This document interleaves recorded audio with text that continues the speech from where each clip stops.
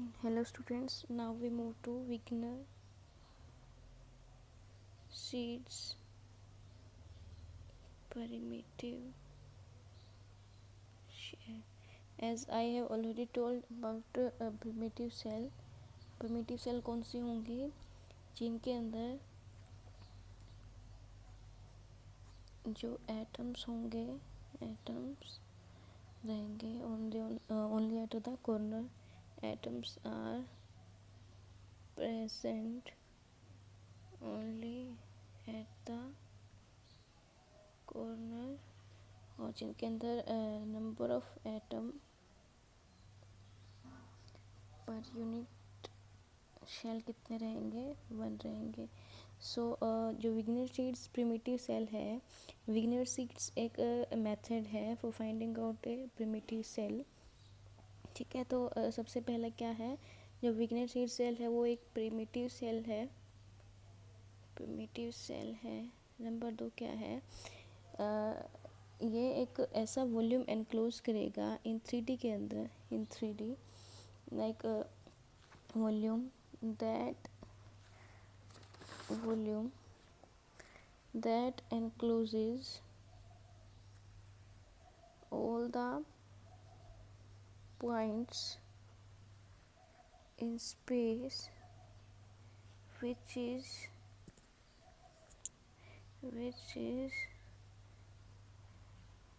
all the points in space which are closer to this, which is you can say which is closer to this particular lattice point. As we know about lattice plus basis, lattice क्या रहता है, lattice एक crystal structure के अंदर imaginary point हम consider करते हैं जहाँ पे एटम और मॉलिक्यूल प्लेस किए जाते हैं। प्रोसीजर क्या रहता है इसका विग्नर सीड सेल का, if we have these are the arrangement of lattice in regular manner। ये देखो, volume that encloses all the point in space which is closer to this particular lattice point। particular lattice point का meaning क्या है, if I consider this as a particular lattice point,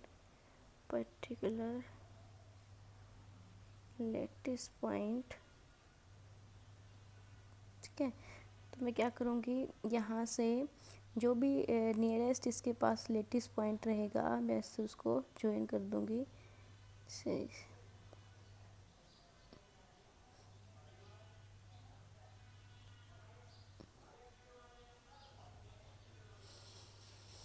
मैंने क्या किया है, ये मैंने एक रेफरेंस लेटिस पॉइंट लिया है और जो भी इसके नियरेस्ट लेटिस पॉइंट रहेंगे नियर बाय एरिया में उससे उसको ज्वाइन कर दिया है। उसके बाद ये जो लाइन मैंने ड्रॉ की है इनके ऊपर मैं इनको परपेंडिकुलर बाइसेक्ट करूँगी। लाइक ये जो लाइन है यहाँ पे अगर मैं परपेंडिकुलर बाइसेक्ट करती हूँ ऐसे, यहाँ से भी ऐसे, इसको ऐसे और इसको ऐसे, तो ये जो स्पेस मिला है मेरे को, ये वाला स्पेस, इसको आप क्या बोलोगे, विग्नर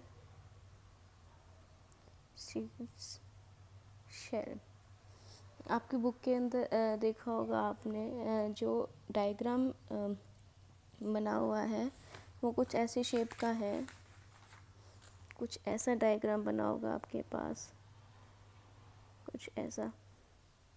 like in this case we have a square shaped Wigner Seitz cell, but in जो आपकी बुक है उसके अंदर ऐसा एक विग्नर सीड सेल बना होगा। तो ये किस पे डिपेंड करेगा, विग्नर सीड सेल। ये देखो जैसे ये बना हुआ है आपके पास बुक में, ये बना हुआ है, ये मान लिया ये इन्होंने क्या लिया है, एक लेटिस पॉइंट जो रेफरेंस पर्टिकुलर पॉइंट है वो एज्यूम किया है। उसके बाद जो नियरेस्ट एरिया है वहाँ से इसको क्या कर दिया है, ज्वाइन करवा दिया इस लेटिस पॉइंट को, फिर इनको परपेंडिकुलर बाइसेक्ट करवाया है जो भी आपने ये लाइन ज्वाइन की हुई है। तो आपके पास जो फॉर्म होगा विग्नर सीड सेल वो इस शेप का होगा। तो किस चीज़ पे डिपेंड कर रहा है, देखो ये डिपेंड कर रहा है कि आपके पास जो क्रिस्टल स्ट्रक्चर है उसके अंदर जो अरेंजमेंट है वो एटम का वो कैसे है, जैसे हम लोगों ने कैसा अरेंजमेंट लिया है, ऐसा अरेंजमेंट लिया था, ठीक है। एक रेगुलर अरेंजमेंट हम लोगों ने ऐसा कंसीडर किया था, तो आप लोगों को एक स्क्वायर शेप्ड क्या मिला था, विग्नर शीट सेल। बट यहाँ पे अरेंजमेंट कैसा है, यहाँ पे अरेंजमेंट कैसा है, यहाँ पे अरेंजमेंट कुछ ऐसा है,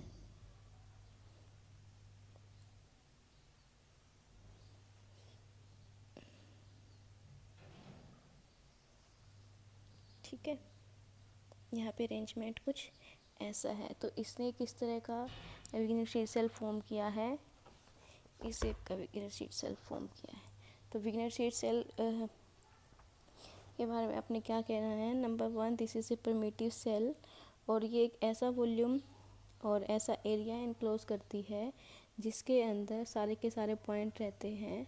जो आप एक पर्टिकुलर लेटिस पॉइंट लेते हो, उसके क्लोजेस्ट नियर बाय एरिया के अंदर जितना भी स्पेस रहता है उसको एनक्लोज करती है। तो ये विग्नर शीट सेल है।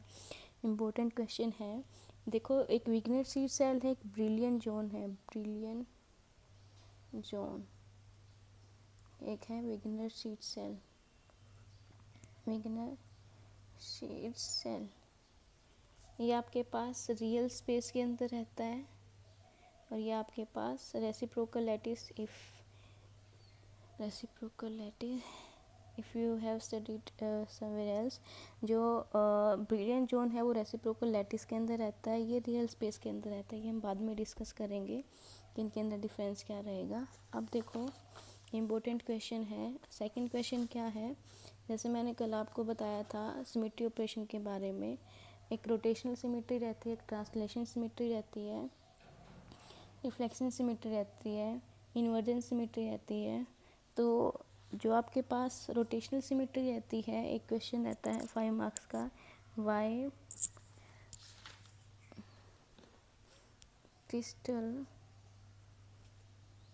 Can not have 5-fold symmetry.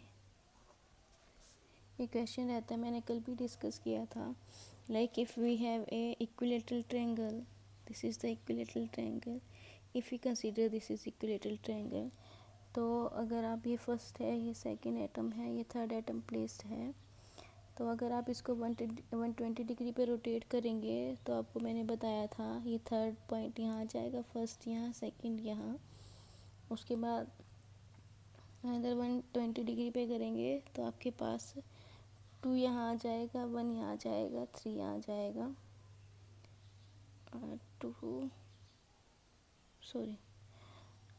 2 3 and 1 यहाँ 1 होगा। उसके बाद 120 डिग्री पे फिर से करेंगे तो आपके पास फर्स्ट, सेकंड, थर्ड, तो आपके पास आइडेंटिकल जो फिगर है वो कब होगी, जब आप 3 टाइम्स 120 डिग्री का रोटेशन देंगे। तो इसको आप बोलोगे कैसा रोटेशन है, ये है 3-fold एक्सिस सिमेट्री, ठीक है। ऐसे मैंने आपको 4-fold का बताया था। If you consider a square shaped figure, square shaped में क्या लिया था, मान लिया यहाँ पे 1 2 3 4, ये कैसे डिपेंड करता है। देखो जो कंप्लीट रोटेशन रहता है वो आपका 360 डिग्री का रहता है। अगर मैं बोलती हूँ कि 3-fold एक्सिस सिमेट्री है तो इसको 3 से आप डिवाइड करेंगे, मतलब 120 डिग्री का आप रोटेशन दोगे। अगर 4-fold है, 4-fold का मतलब क्या है, इसको आप 4 से डिवाइड करोगे तो 90 डिग्री का रोटेशन। तो आप क्या करोगे, इसको 90 डिग्री पे रोटेट करवा दोगे। 4 टाइम्स आप इसको 90 डिग्री पे रोटेट कराओगे, फिर से आपके पास जो फर्स्ट एटम है ये इसी लोकेशन पे आ जाएगा। तो इसको बोलोगे आप 4-fold एक्सिस सिमेट्री है। But we don't have 5-fold symmetry. तो इसका रीज़न क्या है, देखिए बताते हैं। हम कंसीडर करते हैं अरेंजमेंट कुछ ऐसा,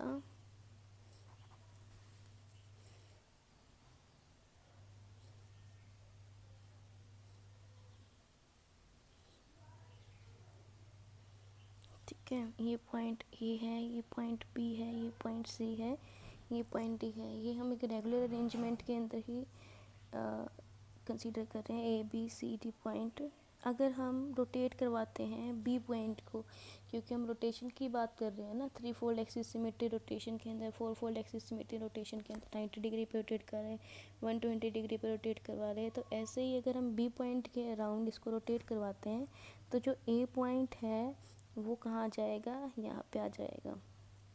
ठीक है, तो जो ए पॉइंट है वो कहाँ जाएगा, यहाँ आ जाएगा। मतलब यहाँ पे कोई ना कोई आपको एक लैटिस पॉइंट मिलेगा, इसको हम नाम देते हैं पी पॉइंट। ठीक है, ये अपन ने रोटेट करवाया है थीटा एंगल पे। ऐसे ही जब हम सी के अराउंड रोटेट करवाते हैं तो डी जो है वो कहीं ना कहीं यहाँ आ जाएगा। इसको भी हमने सेम एंगल से रोटेट करवाया, थीटा एंगल से। जब इसको ज्वाइन करवाते हैं तो देखो ये पॉइंट आपने कंसीडर किया है, दिस पॉइंट इज़ क्यू। ठीक है, अब ये मेथड थोड़ा सा सिमेट्री नहीं बन पाई है यहाँ पे, मीन्स अगर ये पॉइंट मैं पी पॉइंट यहाँ कंसीडर करती हूँ, थोड़ा पी पॉइंट इज़ हेयर, तो देखो ये पी पॉइंट, ये क्यू पॉइंट, ये आर, ये एस पॉइंट, ये भी एंगल थीटा। ये देखो दोनों एक्सिस वो क्या है, पैरेलल एक्सिस है, तो ये जो एंगल थीटा होगा ये अल्टरनेट एंगल भी क्या रहेगा, थीटा रहेगा। ये एंगल थीटा रहेगा क्योंकि अल्टरनेट एंगल्स रहेंगे ना पैरेलल एक्सिस का, आपने पढ़ा होगा मैथ्स के अंदर, पैरेलल एक्सिस के अंदर जो कोरस्पोंडिंग एंगल रहते हैं, अल्टरनेट एंगल रहते हैं।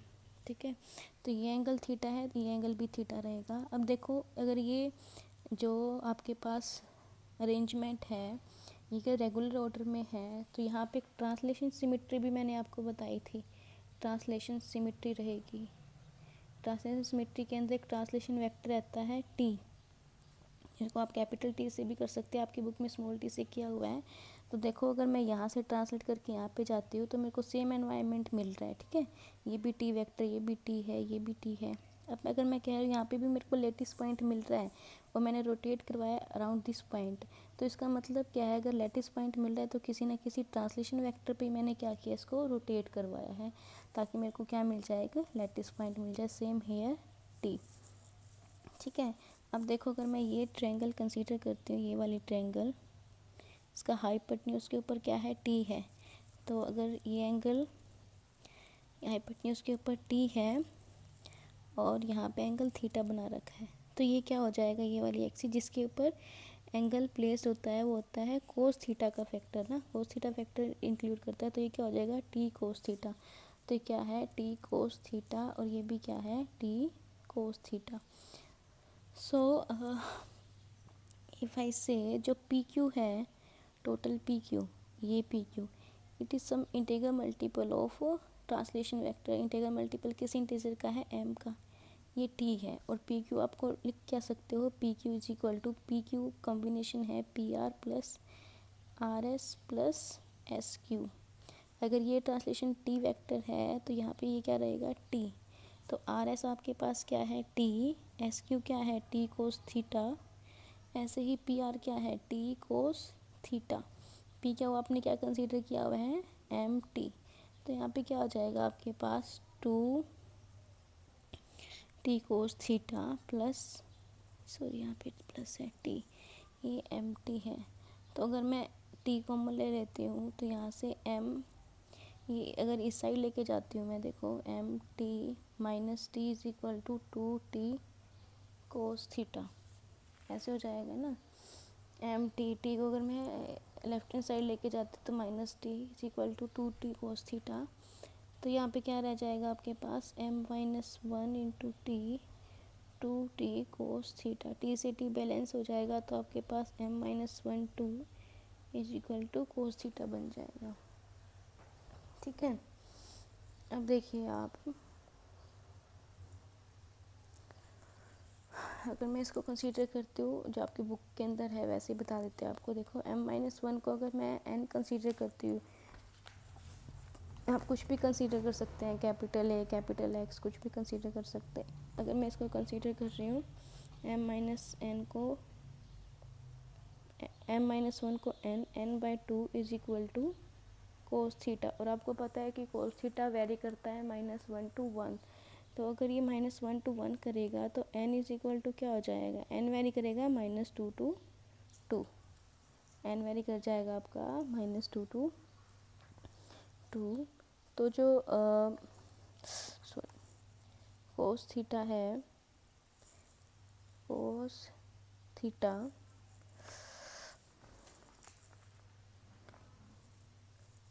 थीटा इज इक्वल टू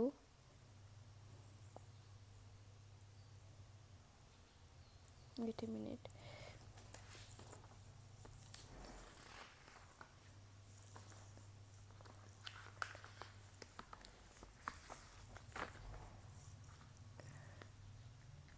ये देखो आपको यहाँ से बता देती हूँ मैं एक बार। जैसे इसने अगर n कंसीडर किया हो n/2, तो n की वैल्यू आपको बताया मैंने, जो कोस थीटा है वो जाएगा -1 to 1। तो थीटा किस पे जाएगा, 180 पे। -1 किसके अंदर होता है, कोस 180 क्या रहेगा, -1 रहेगा। ऐसे ही कोस 90 क्या रहता है, 0 रहता है। कोस 360 क्या रहेगा, 1 रहेगा। कोस 60 क्या रहेगा, 1/2 रहेगा। अब देखो, अगर आपके पास थीटा की वैल्यू आ जाती है, क्योंकि कोस यहाँ पे आपके पास क्या आया फैक्टर, कोस थीटा। अगर आपके पास कोस थीटा की वैल्यूज़ आ रही है 180 to 360, और मैंने अभी बताया जब भी आप रोटेशन का फैक्टर, रोटेशन सिमेट्री लेते हो, तो आपको अगर सिमेट्री फाइंड आउट करनी है कि कितने एंगल पे है, 3 फोल्ड है, 5 फोल्ड है, 6 फोल्ड है, तो आप उसको क्या कर दोगे, उसको 360 से डिवाइड करोगे। तो पॉसिबल फोल्ड ऑफ एक्सिस क्या रहेगा, n इज इक्वल टू 360/थीटा। यहाँ पे थीटा 180 है, तो 180 से इसको डिवाइड करोगे, 360/180 को 2 हो जाएगा, 120 से करोगे 3 हो जाएगा, 90 से करोगे 4 हो जाएगा। उसके बाद आपके पास एंगल 92 सीधा क्या है, 60 है। यहाँ पे 72 एंगल नहीं आया, क्योंकि अगर 72 होता, 72 इंटू 5 क्या हो जाता, 360 हो जाता। तो 72 एंगल नहीं है, सीधा ही क्या आपके पास है, 90 के बाद स्विच कर जाएगी 60 डिग्री पे। तो आपके पास क्या है, 6, उसके बाद क्या है 360 पे 1। तो यहाँ पे 2 3 4 1 2 3 4 6, तो यहाँ पे क्या है, 5 का फैक्टर नहीं है। तो इसीलिए आप कह सकते हो कि जो ये क्रिस्टल है, crystal can not have 5 fold symmetry.